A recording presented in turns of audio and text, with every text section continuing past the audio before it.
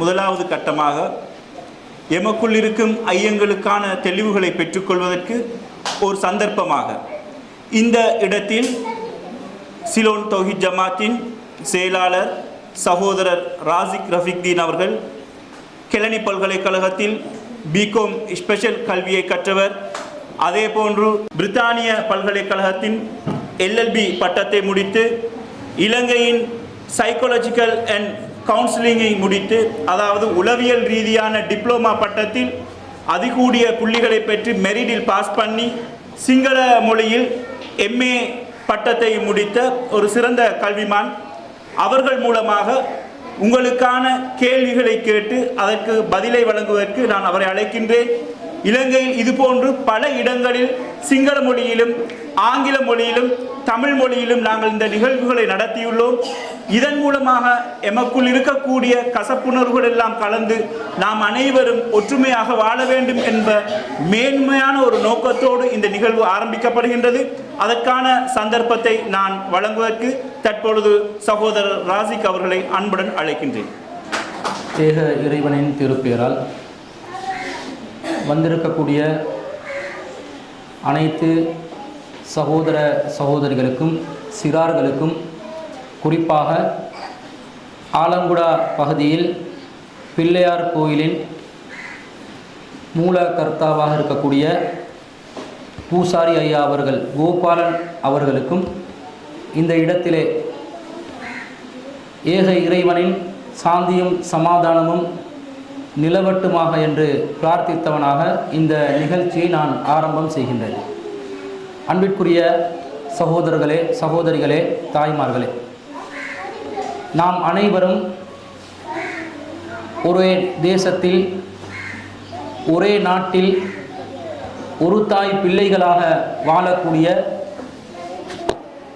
சகோதரத்துவத்தை மேம்படுத்தக்கூடிய, தொப்புட்கொடி உறவுகளாக வாழ கடமைப்பட்டவர்களாக இருக்கக்கூடியவர்கள். நம் மத்தியிலே உண்மையான ஒரு புரிந்துணர்வு, ஒரு நல்லிணக்கம் ஏற்பட வேண்டும் என்று சொன்னால் பேரளவுக்கு நீங்களும் நானும் ஒற்றுமையாக இருக்க வேண்டும் என்று அறிவுரை கூறுவதனால் மாத்திரம் அந்த உண்மையான நல்லிணக்கம் நம் மத்தியிலே ஏற்பட போவதில்லை. அந்த நல்லிணக்கத்துக்கான சரியான அளவுகோல்களை, சரியான அடிப்படைகளை நாம் புரிந்து கொள்ள வேண்டும். நாம் ஒரே நாட்டவர்களாக இருந்தாலும், மொழியால் தமிழ் பேசக்கூடியவர்களாக இருந்தாலும், மத ரீதியாக, மார்க்க ரீதியாக, கொள்கை ரீதியாக வேறுபட்டவர்களாக இருக்கிறோம். அப்போ நாங்கள் பலவிதமான கலாச்சாரங்களை பின்பற்றக்கூடியவர்களாக, பலவிதமான அனுஷ்டானங்களை கடைபிடிக்கக்கூடியவர்களாக இருப்போம். நம் மத்தியில் ஒரு சாரார் உண்ணக்கூடிய உணவு இன்னொரு சாராருக்கு மிகவும் தடை செய்யப்பட்ட ஒரு உணவாக இருக்கும்.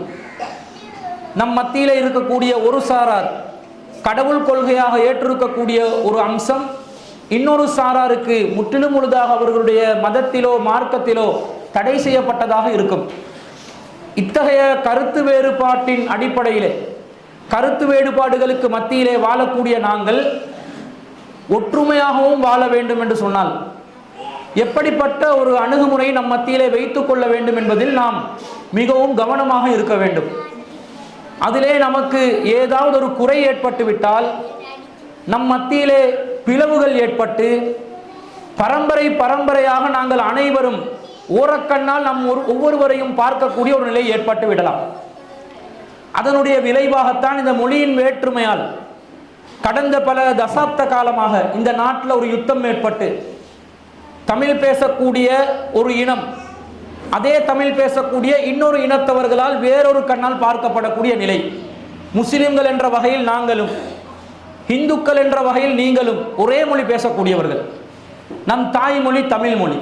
ஆனால் நம் மத்தியிலே உள்ள ஒற்றுமை, புரிந்துணர்வு பெரிய அளவு, பாரிய அளவு சிதைந்திருந்த ஒரு காலகட்டம் இருந்தது. தற்போதும் அந்த சிதைவுகள் இருக்கலாம். அந்த இடங்களை எல்லாம் நாங்கள் சரி செஞ்சு முன்னோக்கி நாங்கள் நம்முடைய காரியங்களை நகர்த்த வேண்டும் என்று சொன்னால் நாம் சரியான ஒரு புரிந்துணர்வை நம் மத்தியிலே ஏற்படுத்தி கொள்ள வேண்டும். நான் எந்த நிலைப்பாட்டில் இருக்கிறேன், நீங்கள் எந்த நிலைப்பாட்டில் இருக்கிறீங்க என்றதை நாங்கள் ஒவ்வொருவரும் புரிந்து கொள்ள வேண்டும். அந்த புரிந்து கொள்வதற்கான ஒரு ஏற்பாடு நிகழ்வாகத்தான் இந்த இஸ்லாமோர் அறிமுகம் இன நல்லிணக்க நிகழ்ச்சி என்று சொல்லி நாங்கள் தலைப்பிட்டு ஒரு நிகழ்ச்சியை நடத்தி வர்றோம். இலங்கையில் பல பாகங்களில் பல பகுதிகளில் இந்த நிகழ்ச்சியை நாங்கள் மிக வெற்றிகரமாக நடத்தி வருகிறோம். சிங்கள மொழியிலும் நடத்துகிறோம், தமிழ் மொழியிலும் நடத்தி வருகிறோம். இஸ்லாம் என்று சொன்னால் என்ன, முஸ்லிம்களாகிய நாங்கள் எப்படிப்பட்ட ஒரு கொள்கை கோட்பாட்டை நாங்கள் கடைபிடிக்கிறோம், நம் மத்தியில் நம்முடைய கலாச்சாரங்கள் என்ன என்றதை நீங்க புரிஞ்சிருக்கணும். இந்துக்கள் என்றால் யாரு, அவர்களுடைய கொள்கை கோட்பாடு என்ன, அந்த கலாச்சாரங்கள் என்ன என்பதை முஸ்லிம்கள் நாங்கள் புரிந்து வைத்திருக்க வேண்டும். இந்த புரிந்துணர்வை நாங்கள் ஒவ்வொருவரும் பரிமாறிக்கொண்டால்தான் பலமான ஒரு ஒற்றுமையை ஏற்படுத்த முடியும். பேரளவுக்கு உங்களை கூப்பிட்டு ஐயா அவர்கள் நம்முடைய தொப்புட்கொடி உறவு உங்களுக்கு கொண்டா நான் இருப்பேன் என்று வாய் சவடால் விடலாம். பிரச்சனை வரும்போது முதலாவது ஓட்டம் எடுத்து ஓடுறவங்க இந்த மாதிரி வாய் சவடால் விடுறவங்க தான். ஒத்துமைண்டா உண்மையான உள்ளத்துல ஒத்துமை வரணும். நான் உங்களை ஒரு சகோதரனா பார்க்கிறேன். ஒரு தாய் நாட்டு மக்கள் என்று தான் எல்லாரும் தேசிய கீதத்தில் படிச்சு கொண்டு இருக்கிறோம். 70 ஆண்டுகளாக படிச்சு கொண்டு பாடிக்கொண்டு இருக்கிறோம். அந்த உணர்வு நடைமுறையில் இருந்துச்சா? இல்லை. ஒரு தாய் மக்கள் என்ற பாடலை பாடினாலும் தேசிய கீதம் என்று சொன்னாலும் உணர்வு வரல. என்ன காரணம்? நடைமுறையில் அப்படி ஒரு உணர்வு வர்ற மாதிரி சில யதார்த்தமான விஷயங்களை நாங்கள் புரிந்து கொள்ளணும். அத்தகைய உளப்பூர்வமான யதார்த்தமான நடைமுறை சாத்தியமான சில நிகழ்வுகளை இஸ்லாமிய மார்க்கம் நமக்கு கற்றுத்தருது. நம்முடைய தரப்பிலிருந்து நான் சொல்றேன். இஸ்லாம் என்ற இந்த மார்க்கத்தை பொறுத்தளவுல இது ஒரு மதமாக பார்க்கக்கூடிய ஒன்றல்ல. நம்முடைய நிலைப்பாடை நான் என்னன்னு சொல்லணுமே, இது ஒரு மதம், 4 மதம்ல 5வது மதமா இஸ்லாம், அல்லது 3 மதங்கள்ல 4வது மதமா இஸ்லாம், இப்படி இல்லை. இஸ்லாம் என்பது ஒரு வாழ்க்கை நெறியாக முஸ்லிம்களாகி நாங்கள் பார்க்கிறோம். நம்முடைய வாழ்க்கையில நாங்கள் பிறந்ததிலிருந்து மரணிக்கும் வரைக்கும், ஒரு நாளில் நாங்கள் காலையில் எந்திரிக்கிற நேரத்திலிருந்து இரவுல தூங்குற நேரம் வரைக்கும் நம்முடைய ஒவ்வொரு காரியமும் இஸ்லாமாக இருக்க வேண்டும் என்று இஸ்லாம் நமக்கு சொல்லுது. அப்படின்னா இஸ்லாம் என்றா என்ன? முஸ்லிம்களாகிய நாங்கள் நம்புகிறோம் இந்த அண்ட சலாசாலத்தையும் படைத்து பரிபாலித்து காத்து ஒரு நாள் யுக முடிவு நாளாக ஒரு நாள் ஏற்பட இருக்கிறது. அந்த நாளில் இந்த மொத்த உலகத்தையும் அழிக்கக்கூடிய இறைவன் அந்த ஏக இறைவன். அவன்தான் நம்மளை படைச்சான், அவன்தான் நம்மளை காக்குறான், அவன்தான் நம்மளை அழிப்பான் என்று படைத்தல் காத்தல் அழித்தல் என்ற 3 பண்புகளும் உள்ள இன்னும் பல சிறப்பான ஆற்றல்கள் நிறைந்த மகத்துவம் நிறைந்த ஒரு வல்லன் ஒரு இறைவனாக இருக்கிறான். அவன் ஒரு இறைவன். அவனுக்கு இணை துணை இல்லை, பிள்ளைகள் இல்லை, மனைவி மக்கள் யாருமே இல்லை, அவனுக்கு நிகராக யாரும் இல்லை. அந்த இறைவனை மனிதர்கள் யாராலும் கண்களால் பார்த்ததில்லை.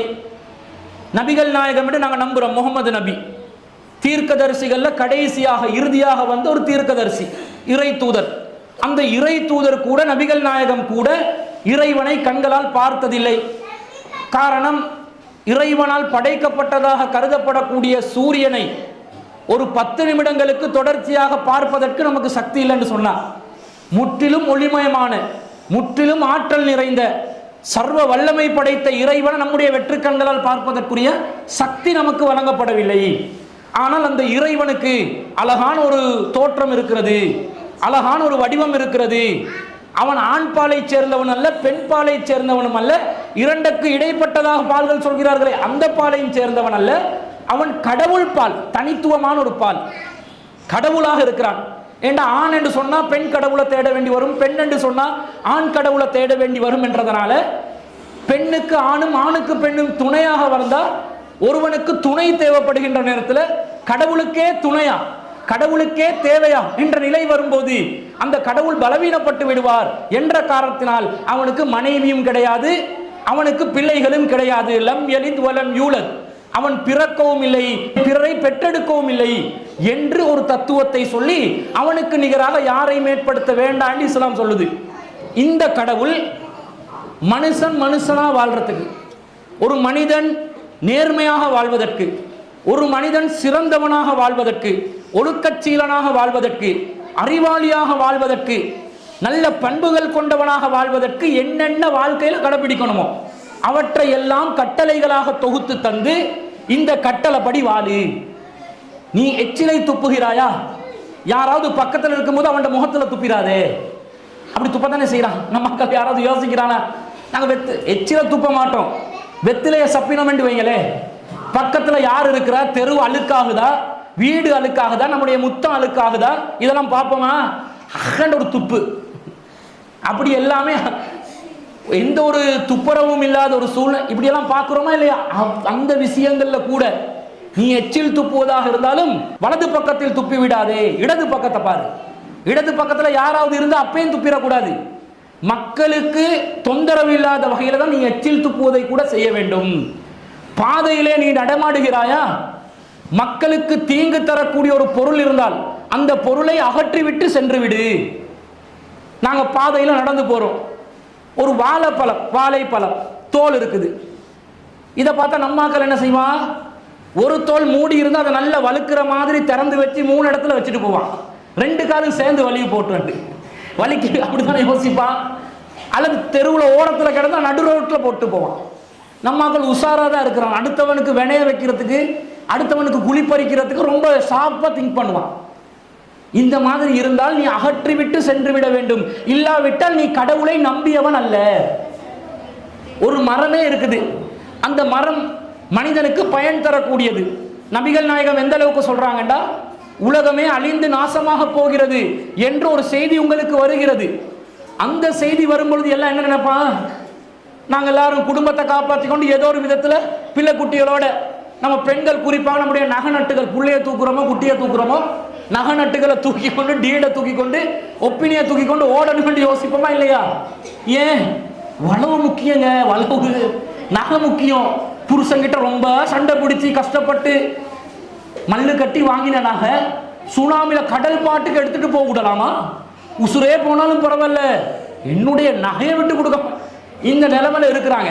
நபிகள் நாயகம் என்ன சொல்றாங்கன்னா, உலகம் அழிய போகுதுன்னு ஒரு மெசேஜ் வருது. நீங்க என்ன பண்ணணும் தெரியுமா? அந்த நேரத்துக்குள்ள நகை நட்டை பத்தி யோசிக்காதீங்க, குடும்பத்தை பத்தி யோசிக்க முடியுமா? யோசிக்கிறதுனால எல்லாரும் காப்பாற்ற முடியுமா? முடியாது. அந்த நேரத்தில் கூட நீங்கள் ஒரு மரத்தை நட்டலாமா என்று சிந்தியுங்கள். மரத்தை நட்டுறதா? அதான் உலகம் நாசமா போகுது. என்னத்துக்கு சொல்றாங்கன்னா, அவ்வளவு முக்கியம். அவ்வளவு மரம் என்பது மனிதனுக்கு முக்கியம். மனிதன் சுவாசிப்பதற்கு மரங்கள் தேவை. மனிதனுக்கு உணவுக்காக மரம் செடி கொடிகள் தேவை. கண் கவர்ச்சிக்காக மரம் செடி கொடிகள் தேவை. சுற்று சூழல், ஒரு ஆரோக்கியமான ஒரு சூழல் அமைவதற்கு மரச்செடி கொடிகள் தேவை. என்றாலும் அந்த அளவுக்கு இருக்கக்கூடிய ஒரு மரம் கூட நீங்க மனிதர்களுக்கு இடையூறு தரக்கூடியதாக பாதையில் குறுக்க நின்றால் அதை அகற்றி செல்ல வேண்டும். இல்லாவிட்டால் நீங்கள் சுவனத்திற்கு நுழைய முடியாது என்று நபிகள் நாயகம் சொல்றாங்க. அப்படி நம்பினால்தான் நீங்கள் ஒரு இறை விசுவாசி என்றாங்க. இப்படி மனிதனா வாழ்வதற்குரிய வழிகாட்டுதல்களை இஸ்லாம் வழங்கி நீ வாழு. அதோட சேர்த்து நீ என்ன பண்ணு? இறைவனை வணங்கு. இறைவனுக்கு இணை கற்பித்து விடாதே. அவன் ஏக இறைவன், ஏகம் அத்விதயம். அவன் ஒருவன் தான், பல வகையானவன் அல்ல. நான் துஷ்ய ரூபன், அவனுக்கு கண்ணால் பார்க்கக்கூடிய ரூபங்கள் கிடையாது. நான் பத்திம அஸ்தி, அவன் ஒரே ஒரு இறைவன் தான், அவனுக்கு இணை இல்லை என்று எது இந்து வேதங்கள்ல பரம சக்தனை பற்றி, ஓர் இறைவனை பற்றி, ஒரு கடவுளை பற்றி ரிக்வேதங்களிலும் யஜூர் வேதங்களிலும் சாம வேதங்களிலும் அதர்வன வேதங்களிலும் இத்திஹாசங்களிலும் புராணங்களிலும் எது பதிவு செய்யப்பட்டிருக்கிறதோ அந்த கொள்கையை அக்குவேற ஆணிவேராக கொஞ்சமும் மாற்றம் அடையாமல் ஒரே கடவுளை வணங்கணும் என்று வலியுறுத்தி இஸ்லாம் சொல்லுது. நாங்க இறைவனை வணங்குறோம், ஆனா நாங்க உருவம் வைக்க மாட்டோம். வழிபாடு நடத்துவதற்கு ஒரு சிலையை வைக்க மாட்டோம். ஏன்னா நாங்க பார்க்கலையே. நாங்க ஒரு சிலை, அல்லாண்டு பேர்ல ஒரு சிலையை வைக்கலாம், வெச்சமென்று வைங்களே. உண்மையிலே நாங்க பார்க்காத இறைவனுக்கு சிலையை வச்சு நாங்க வைக்கிற சிலை அசிங்கமா போச்சண்டா. உங்களை பார்க்காமலே ஒருத்தன் ஓவியமா வரைகிறான். உங்களோட மூக்கு நல்ல கிளி மூக்கா இருக்குது, அவன் குரங்கு மூக்க வச்சு விட்டான்டா. உங்களுக்கு கோபம் வருமா இல்லையா? நான் ரொம்ப கிளி மூக்கு கூட அழகா இருக்கக்கூடிய ஒரு ஆளு நமக்கு குரங்கு மூக்கு வச்சுட்டானே என்று கோபம் வருமா இல்லையா? அப்ப கடவுளை பார்க்காம எப்படி உருவம் கற்பிக்கலாம்? அதனால உருவம் கற்பிக்காத நிலையில் கடவுளை என்ன செய்யணும்? வணங்கணும் என்ற மாதிரி கடவுள் கொள்கையில் ஒரு தனித்துவமான கொள்கையும் கொண்டு, இன்னும் சொல்ல போனால் நீங்கள் இறைவனை வணங்க வேண்டும், இறைவனை நெருங்க வேண்டும். அதற்கு இடைத்தரகர்கள் அவசியமில்லை. எந்த அளவுக்கு நீங்கள் இறைவனை நெருங்கலாம் என்று சொன்னால், நீங்கள் இறைவனை நெருங்குவதற்கு நீங்க பாவி என்ற அந்த மனோநிலையெல்லாம் வச்சு கொள்ளாதீங்க. யா இபாதி அல்லதீன அஸ்ரஃபு அலா அன்ஃபுஸிஹிம், தனக்குத்தானே அநீதி இழைத்துக் கொண்ட, பாவங்கள் நிறைத்துக் கொண்ட, நிறைய குற்றங்களையும் தவறுகளையும் செய்து கொண்ட அடியார்களே, லா தக்னது மிர் ரஹ்மத்தில்லாஹ், எனது கருணையில் நீங்கள் நம்பிக்கை இழந்து விடாதீர்கள். இன்னல்லாஹ் யக்ஃபிரு துனூப ஜமீஆ, உங்கள் இறைவன், ஏக இறைவன் அனைத்து பாவங்களையும் மன்னிக்க கூடியவன். மனிதன் என்றால் தவறு செய்வான், தவறுக்கு அப்பால் பட்டவன் இறைவன் மாத்திரம்தான். என்னதான் வெள்ளையும் சொல்லையுமா உங்களுக்கு முன்னாடி வந்து நின்றாலும் என்னுடைய உள்ளம் என்ன சொல்லுது, என்னுடைய உட்புறம் என்ன சொல்லுது என்றது எனக்கு மட்டும்தானே தெரியும். நல்ல எங்க கணவன் நல்லவன் தான் என்று 100க்கு 100 யாராவது ஒரு மனைவி சர்டிபிகேட் கொடுப்பீங்களா? ஏன் கணவனா 100க்கு 100, எப்படி தெரிஞ்ச அளவுக்கு 100க்கு 100, தெரியாத 100க்கு 100, தெரியாத ஒரு உலகம் இருக்கத்தானே செய்யும். நான் பார்க்கிற பார்வையில் 100க்கு 100ங்க, ஓகே. என் பார்வையில் 24 மணித்தியாலமும் 7 நாட்களும் 365 நாட்களும் என்ன கண் பார்வை என்ன சிசிடிவிக்குள்ள மட்டும் அவர் இருப்பாரா? நம்பிக்கை வைக்கணும், நம்பிக்கை வைக்க தான் வேணும். நம்பிக்கை வைக்க வானான்னு சொல்லல, யதார்த்தமா 100க்கு 100 வருமானு தான் கேட்கிறேன். அது வாழுங்க, நம்பணும், நம்பாட்டி வாழ முடியாது. கல்லானாலும் கணவன், புல்லானாலும் புருஷன் தான், நம்புங்க. அது இல்ல சொல்றது. என்ன நம்பிக்கை? நம்பிக்கை என்றது வேறங்க, யதார்த்தமா அப்படி இருக்கலாமான்னு கேட்கிறேன். உள்ள மனைவியோட பேசுவான், அன்பே உயிரே உன்னை தவிர எனக்கு ஒரு உலகமே இல்லை என்றுவான். அவன மைண்ட் வாய்ஸ் மட்டும் வெளியே கேட்க வேண்டியவங்க, இந்த கர்மத்தை எல்லாம் சொல்ல வேண்டி வருதுன்னுவான் உள்ளுக்குள்ள. அப்படி இல்லாத, எல்லாரையும் குறை சொல்ல வரலங்க, நல்லவங்க இருப்பாங்க. யாருக்கும் 100க்கு 100% இவன் உத்தமன், உத்தம புத்திரன் அப்படி சொல்லலாம். ஒரு பெண்ணை பார்த்து 100க்கு 100% இவ தவறே செய்ய மாட்டான்னு யாருக்கும் சொல்ல முடியாது. மனிதர்கள் தானே, பலவீனமானவர்கள் தானே. நாங்களே நல்ல இருக்க நினைச்சாலும் சூழல் நல்ல இருக்க விடுமா? விடாதுங்க. ஒரு அரசியல்வாதி வருவான் வந்து, மக்களே உங்களுக்காக நான் பாடுபடுவேன், நான் உங்கள் மண்ணில் பிறக்கவில்லையா, உங்களுடைய புத்திரன் அல்லவா, இப்படி எல்லாம் பேசுவான். பதவியை கொடுத்து பாருங்க, பாய் என்று போயிட்டுவான், டாட்டாண்டுவாயே. அவன் செய்ய நினைச்சாலும் சுத்தி இருப்ப அல்ல கைகளும் நொல்ல கைகளும் இருக்கும். இந்த அல்ல கையும் நொல்ல கையும் என்ன செய்யும்? செய்ய விடாது. அப்ப மேற்புறத்தால் பார்க்கும் பொழுது நல்லதாக தோன்றினாலும் உட்புறத்தில் தவறுகள் நிகழலாம். இதற்கெல்லாம் அப்பால் பட்டவனாக இறைவனை நாங்கள் நம்பி இருக்கணும் என்றதனால, மனிதர்கள் பாவிகளாக இருப்பதற்கு 1% பாவியா இருப்பதற்கு வாய்ப்பு இருக்கிறதுனால, அந்த பாவங்களை மன்னிப்பதற்கு இறைவன் தயாராக இருக்கிறான் என்ற ஒரு நிலையில ஒரு வாழ்க்கை நிறைய இஸ்லாம் சொல்லுது. இதை முஸ்லிம்களாகி நாங்கள் கடைபிடிக்கிறோம். இதனால தான் நமக்கு உருவ வழிபாடு இல்லை. நம்ம பள்ளிவாசல்ல நீங்க உருவ வழிபாடை பார்க்க மாட்டீங்க. அதுக்காக கடவுள் உருவம் இல்லாத ஒரு சூனியம் என்ற அர்த்தம் இல்லை, யாரும் பார்த்ததில்லை என்று ஒரு இதே மாதிரி ஒரு கடவுள் கொள்கை சொல்றதோட, இந்த கடவுள் கொள்கைக்கு மாற்றமான கொள்கைகளை கடைபிடிக்கக்கூடியவர்கள் தவறில் இருக்கிறார்கள், அவர்கள் பாவமான காரியத்தில் ஈடுபடுகிறார்கள் என்று இஸ்லாம் நம்புது. ஆனால் அந்த மக்களுடன் எப்படி வாழ சொல்லுது தெரியுமா?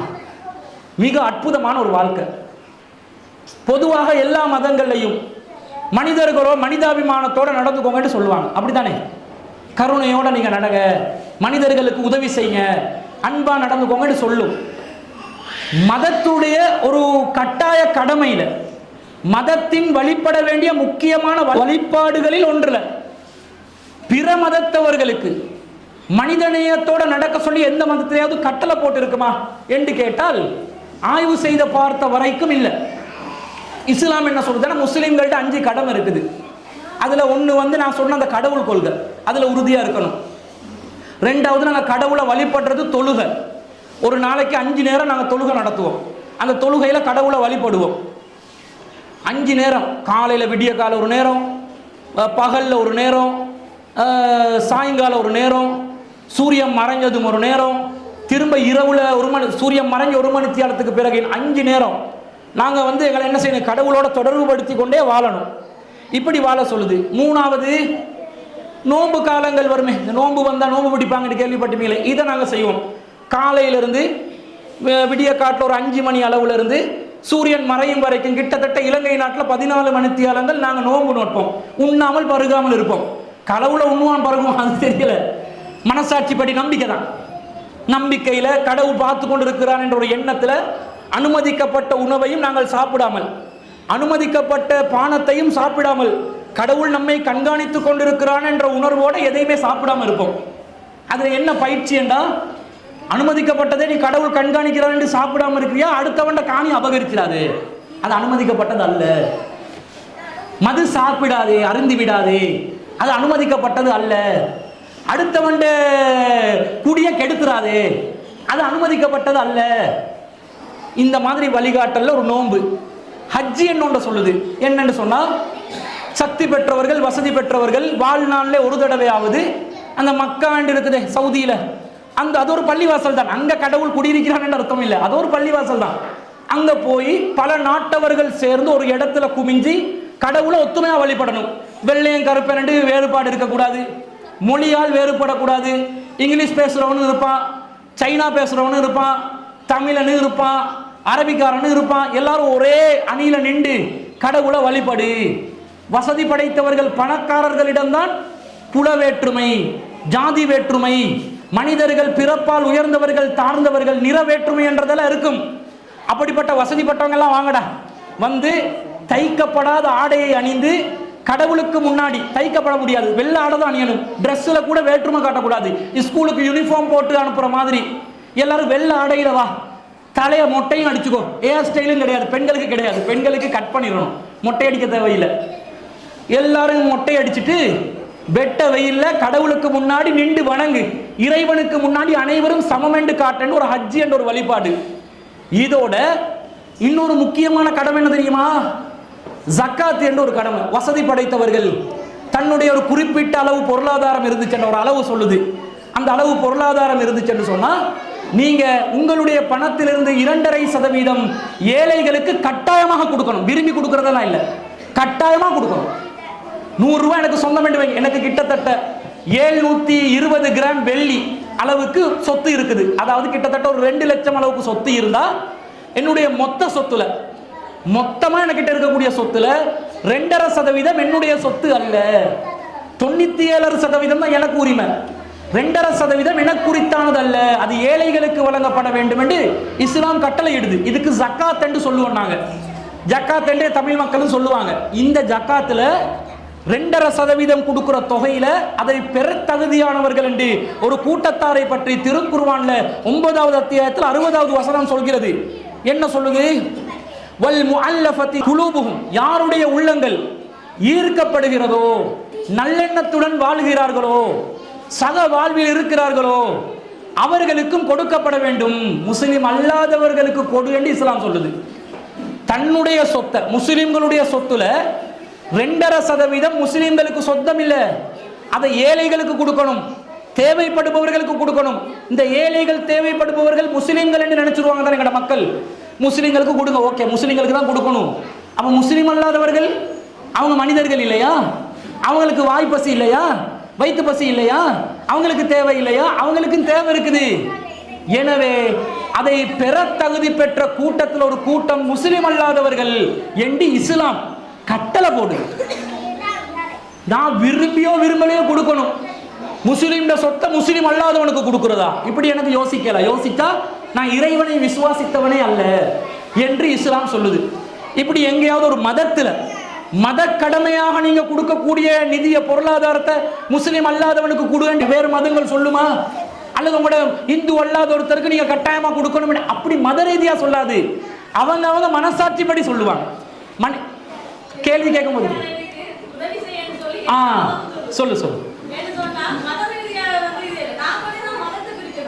சரி சரி. அப்ப எல்லா மதங்களும் என்ன சொல்லும் என்றால், நீங்க விரும்பி செய்யுங்க, கட்டாயப்படுத்திச்சா? இதுதான் கேள்வி. விரும்பி செய்யறதுங்க, உதவி செய் என்று சொன்னா உதவி செய்யாவிடின் நீ பாவியாக கருதப்படும். இப்படியா? இஸ்லாம் என்ன சொல்றது தெரியுமா? கட்டாயம் செய்யணும் நீ, இதான் விஷயம். அப்ப கட்டாயம் செய்ய வலியுறுத்தி சென்று சொன்னா இஸ்லாம் மனிதநேயத்துக்கு அப்பால் பட்டது என்றோ, இஸ்லாம் என்றாலே ஒரு கடும்போக்குவாதிகள் என்றோ, இஸ்லாம் என்றோ சமய நல்லிணக்கத்தை விரும்பாதவங்கள் என்றோ கருதி விடாதீர்கள்.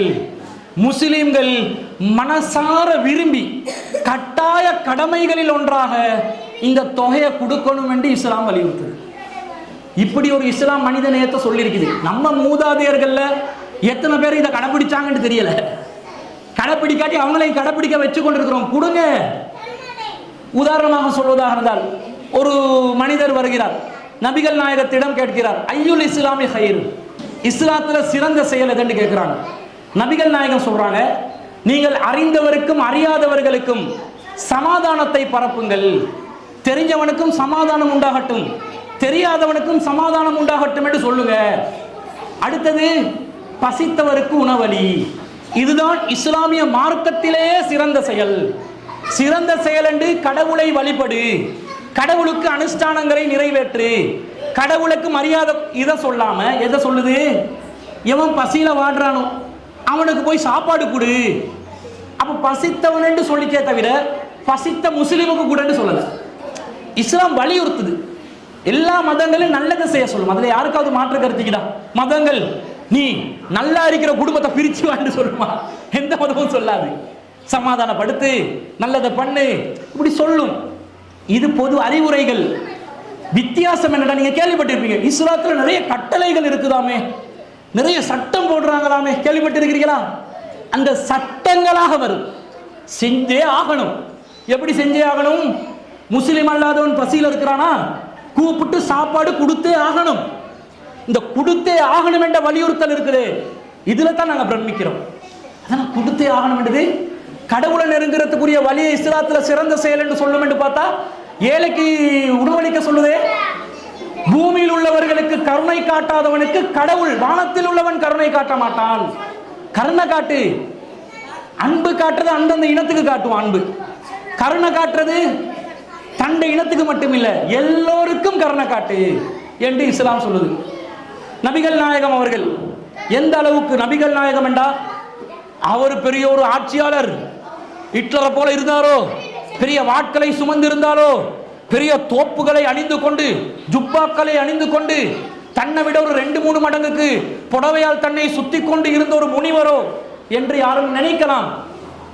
அப்படி அல்ல. அவர் ஆட்சி தலைவராக இருந்தார். அந்த காலத்தில் அவர் உலகத்திலே 1/3 பகுதி பூமிக்கு ஒரு ஜனாதிபதியாக இருந்தார். ஹெர்குலிஸ் மன்னனை விட, கெஸ்ரோ மன்னனை விட, ரோமாபுரி மன்னர்களை விட மிகப்பெரிய ஒரு பிரம்மாண்டமான ஆட்சிக்கு சொந்தக்காரராக இருந்தார். ஆனால் அவர் எளிமையா வாழ்ந்தார். ரொம்ப கஷ்டத்தோட வாழ்ந்தார். பொதுமக்களுடைய காசுல கை வைக்காம வாழ்ந்தார். நேர்மையா வாழ்ந்தார். அவருடைய வீட்டில் 3 மாதங்களுக்கு அடுப்பு எரியாது என்று அவருடைய துணைவியர் சொல்கிறார்கள். 3 மாதங்களுக்கு அடுப்பு எரியாது. அப்ப என்ன சாப்பிட்டீங்கன்னு கேட்டதுக்கு, அஸ்வதைன் 2 கருப்பு நிறத்திலான உணவுகளை சாப்பிட்டோம். என்ன 2 கருப்பு உணவு? ஒன்று பேரித்தம்பலம், அடுத்தது தண்ணி. தண்ணிக்கு அரபுகள் கருப்பு என்று சொல்லுவாங்க நிறத்தை. தண்ணியை வச்சு சாப்பிடுவோம், பேரிச்சம்பளத்தை சாப்பிடுவோம். இதுதான் நம்முடைய உணவு. அப்படி 3 மாதங்களுக்கு ஒரு முறை அடுப்பு எரிந்தாலும் அது 3 நாட்களுக்கு தொடர்ச்சியாக எரியாது. அவ்வளவு வறுமை. நபிகள் நாயகம் சல்லாடையை பார்த்ததில்லை, தோல் நீக்கப்பட்ட கோதுமையை பார்த்ததில்லை. நபிகள் நாயகத்தின் வீட்டில் விளக்கு இருந்ததில்லை, வீட்டுக்கு வாசக்கதவு இருந்ததில்லை. இரவு நேரத்தில் வீடை மறைப்பதற்காக ஒரு பாயை பயன்படுத்திக் கொள்வார்கள். தலையணையாக மரத்தினுடைய இலை கொலைகளை சுற்றி வைத்துக் கொண்டு, ஒரு துணியால் சுற்றி வைத்துக் கொண்டு அதை தான் தன்னுடைய தலைக்கு சாய்மானமாக வைத்துக் கொள்வார்கள். நபிகள் நாயகத்தின் தோழர்கள் எல்லாம் அதை பார்த்து, ஹிர்கல் மன்னர்கள் எல்லாம் பிரம்மாண்டமான அரியணைகளில் வாழ்ந்து கொண்டிருக்கிறார்கள், அரண்மனைகளில் வாழ்ந்து கொண்டிருக்கிறார்கள். நீங்கள் அவர்களை சாப்பிட்டு விழுங்கக்கூடிய ஒரு பிரம்மாண்டமான ஆட்சிக்கு சொந்தக்காரர்களாக இருக்கிறீர்கள். இந்த நிலையில் இப்படிப்பட்ட தெரிவு செய்யப்பட்ட ஒரு வறுமை உங்களுக்கு தேவையா என்று கேட்கின்ற நேரத்தில் நபிகள் நாயகம் என்ன சொன்னாங்க தெரியுமா? நானும் இந்த உலகத்துக்கும் உள்ள தொடர்பு என்ன தெரியுமா? ஒரு வழிபோக்கனை போல ஓய்வெடுக்கிறதுக்கு ஒரு அம்பலத்தில் வந்து தங்கி இருக்கிறோம், அவ்வளவுதான். இந்த உலகம் நிரந்தரமானதல்ல. நமக்கு நிரந்தர உலகம் மரணத்துக்கு பிறகு நிகழக்கூடிய அந்த மறு உலகத்தில் உண்மையான வாழ்வு, நிரந்தரமான வாழ்வு இருக்கிறது. அதற்காகத்தான் நான் எதிர்பார்த்து கொண்டிருக்கிறேன் என்று நபிகள் நாயகம் சொன்னார்கள். இந்த நபிகள் நாயகம் பெரிய ஆட்சியாளர், சொகுசா வாழல, வறுமை இருந்ததனால தன்னுடைய ஆட்சிக்கு கீழே சிறுபான்மை இனத்தவராக இருந்த, இனத்தவர்களாக வாழ்ந்த யூதர்கள் இன்று காசாவிலே முஸ்லிம்களை படுகொலை செய்து கொண்டிருக்கிறார்களே, முஸ்லிம்களுக்கு அநியாயம் இழைத்துக் கொண்டிருக்கிறார்களே, முஸ்லிம்கள் அவர்களுக்கு அடைக்கலம் கொடுத்த நாட்டிலே 5% நிலத்துக்கு அடைக்கலம் கொடுக்கிறாங்க. 40ஆம் ஆண்டுகள்ல இன்னைக்கு அடைக்கலம் கொடுத்த முஸ்லிம்களுக்கு 5% நிலமும் வச்சில்ல. ஆக்கிரமிப்பு, இவ்வளவு பெரிய ஒரு ஆக்கிரமிப்பை செய்து முஸ்லிம்களுக்கு அநீதி இழைத்துக் கொண்டிருக்கக்கூடிய யூத இனத்தவர்கள் அந்த காலத்தில் நபிகள் நாயகத்தின் ஆட்சிக்கு கீழே சிறுபான்மையாக வாழ்ந்தார்கள். அவர்களுடைய ஒரு மனிதரிடம் நபிகள் நாயகம் கடன் வாங்கியிருந்தார். கடன் என்ன கடன் தெரியுமா? அவர் ஒரு ஆட்சி தலைவர் என்றதுனால போர்க்கவச ஆடைகள் இருந்தன. அந்த ஒரு போர்க்கவச ஆடையை அடமான பொருளாக கொடுத்து ஒரு குறிப்பிட்ட அளவுல கோதுமையை கடனாக வாங்கியிருக்கிறார் சாப்பாடுக்காக. அதை அடைக்க முடியாத நிலையிலே அவர் மரணம் அடைந்திருக்கிறார் என்று செய்திகளை அறிவிக்கிறார்கள்.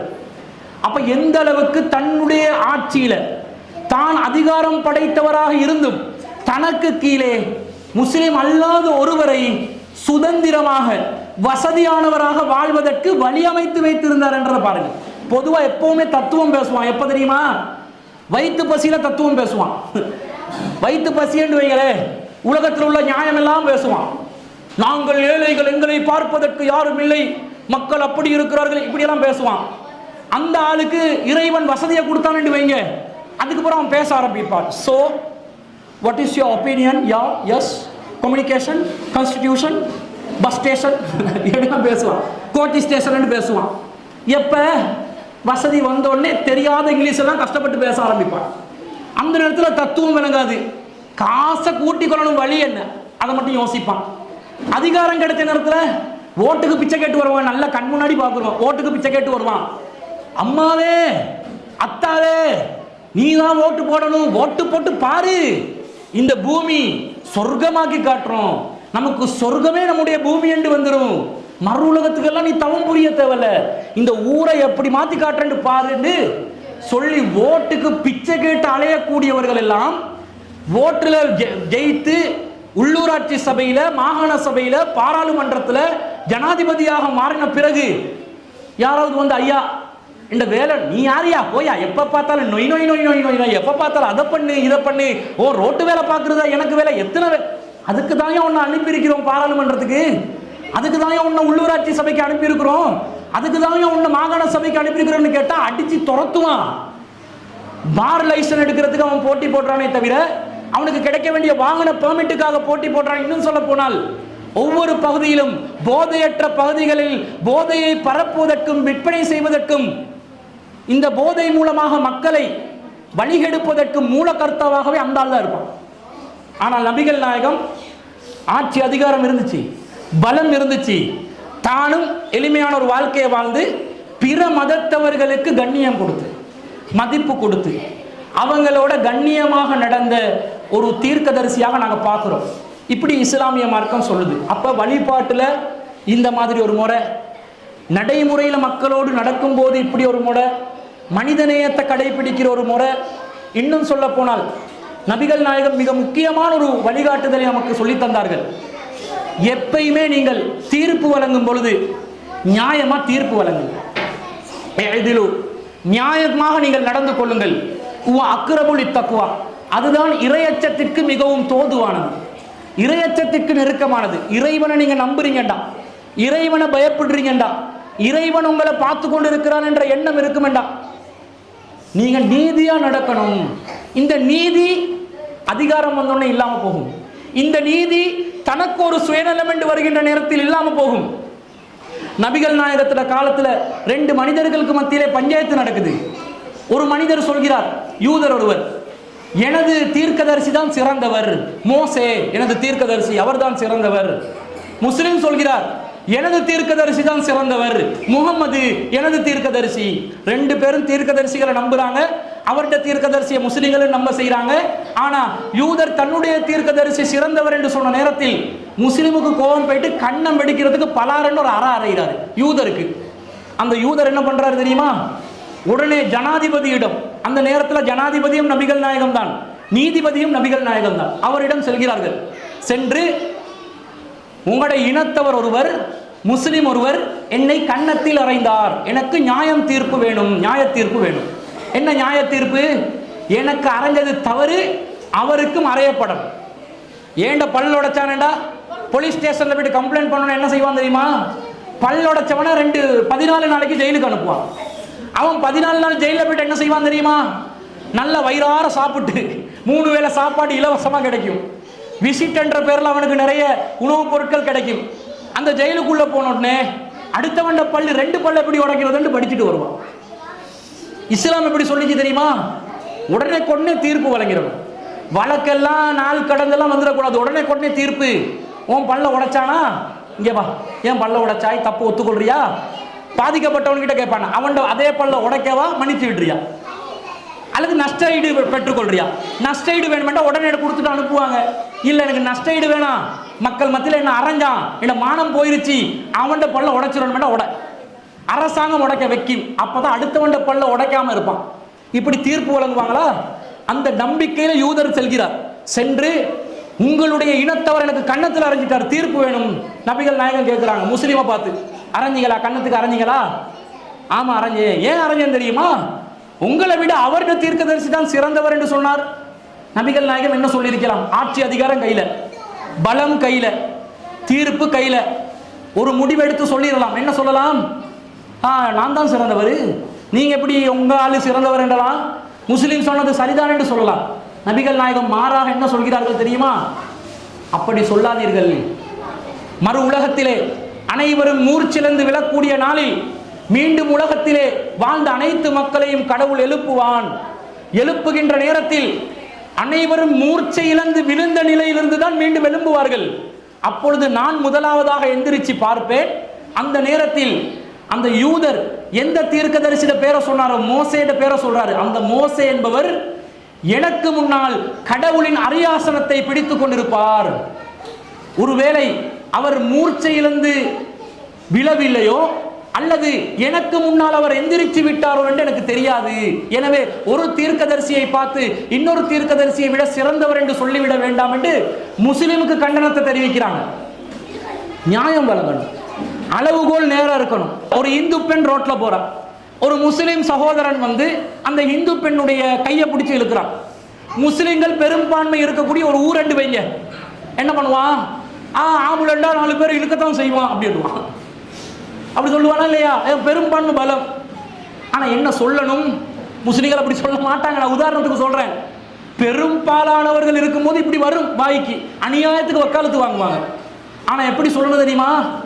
பஞ்சாயத்து வந்தா முஸ்லீமை கூப்பிடுங்க, வா, ஏன் கையை பிடிச்சி இழுத்தாய், என்ன தேவை, இப்படி ரவுடிசம் பண்ணுவியா, லூட்டிசம் பண்ணுவியா, பெண்களை அவமானப்படுத்துவியா, ஆபாசமா நடந்து கொள்வியா, அசிங்கமா நடந்து கொள்வியாண்டு பலாரண்டு அவன்ட கண்ணத்தில் அறையணும் அந்த பெண்ணிட முன்னாடி. நீதி நிலைநாட்டப்படணும். அப்பதான் அந்த பெண்ணுக்கு மனசுக்கு ஆஹா, இனத்தை பார்க்கிறான் இல்லையே, நியாயத்தை பார்க்கிறானே, இவங்ககிட்ட நியாயம் இருக்குதே, மனசாட்சி இருக்குதே. இந்த நீதி என்பது சக வாழ்விற்கு முக்கியமானது. அப்ப நீங்க அந்த அளவுகோலை வச்சு பாருங்க. இஸ்லாம் சொல்றது நீதியை பாருங்க. மதத்தின் பெயரால் வரம்பு மீறாதீங்க. உங்களோட கடவுள் கொள்கையை நீங்க கடைப்பிடிங்க, எங்கட கடவுள் கொள்கையை நாங்க கடைப்பிடிக்கிறோம். அவன் செய்யறத பார்த்து இவங்க, அவன் பிரியாணி சாப்பிடுறான், மாட்டிறைச்சியை சாப்பிடுறான், இவன் எல்லாம் அப்படி, அது அவன்கிட்ட கொள்கை. சைனாவுக்கு போங்களே, கரப்பத்தானையும் சாப்பிடுவான். கரப்பாம்பூச்சி இருக்குது, கரப்பாம்பூச்சி அவன் வந்து கிலோ கணக்கில் விற்பானது. அதை வளர்க்கறதுக்கு தனியா ஃபார்ம் வச்சிருக்கிறான் கருப்பாம்பூச்சியை. நமக்கு பார்க்கறதுக்கு அருவருப்பா இருக்கும். ஒரு சைனாக்காரிக்கிட்ட போயிட்டு ஒரு டிஷ்ல 10 கரப்பாம்பூச்சி பொறிச்சு கொண்டாந்து வச்சு பாருங்க, 2 வாயூரி சாப்பிடுவார். நம்ம டேபிள்ல ஒரு கரப்பாம்பூச்சி போச்சுங்களே, நம்ம பெண்கள் வேண்டு கத்தி ஓடுவாங்க. சைனாக்காரிட்ட முழுக்க கரம்ப ஒரு அடி அடிச்சுட்டு இப்படி எடுத்து 2 உறிஞ்சி சாப்பிடுவார். இப்ப நான் பேண்ட் அவளை கண்டு ஓடணும், சரியண்டா? கண்ட கன்றாவியெல்லாம் சாப்பிடுறீங்க, அது அவங்களோட பழக்கம், அது அவங்க தான் யோசிக்கணும் எதை சாப்பிடும். நாம் அதுக்காக சைனாக்காரியல் மட்டும் நம்ம ஊருக்குள்ள நுழைஞ்சா உங்களோட கரப்பாம்பூத்தி எல்லாம் இல்லாம போகும். நீங்க ஹாப்பிக் போடவும் தேவையில்ல, மோட்டின் போடவும் தேவையில்ல. சைனாக்காரியை விட்டா வீட்டில் உள்ள எல்லா கரப்பாம்பூச்சியையும் சாப்பிடுவாள், எல்லா எலியையும் சாப்பிடுவாள், எல்லா பள்ளியையும் சாப்பிடுவாள்.